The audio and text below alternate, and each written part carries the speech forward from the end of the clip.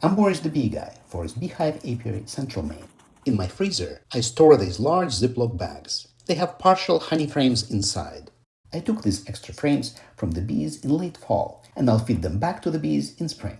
Before feeding to the bees, I'll bring these frames to room temperature, scratch the cappings with an uncapping fork, and sprinkle some water to make them resemble nectar. Meanwhile, freezer storage preserves the honey's enzymes and quality intact. In late fall, I remove these extra honey frames after the bee's winter nest is already set up as a compact insulated bee space, well stocked with the bee's own honey, just the way the bees naturally overwinter in tree hollows. If I had left these extra frames in the hive over winter, it would have expanded the bee space the colony had to keep warm, increasing energy demand and making it harder for the bees to winter successfully. Honeybees have inhabited Earth for hundreds of thousands of years, long before the pyramids.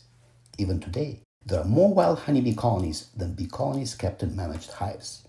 In nature, wild honeybee colonies settle far from one another. This natural spacing limits the spread of parasites and pathogens between colonies.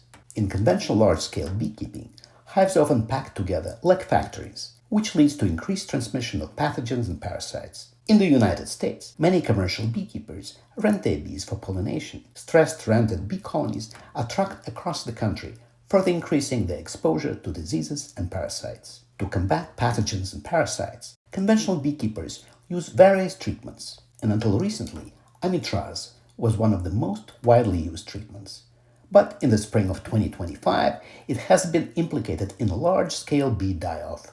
Here at Forest Beehive Apiary, we keep only a few stationary horizontal layers hives. They are spaced apart, and we host varroa-resistant Russian bees, completely treatment-free.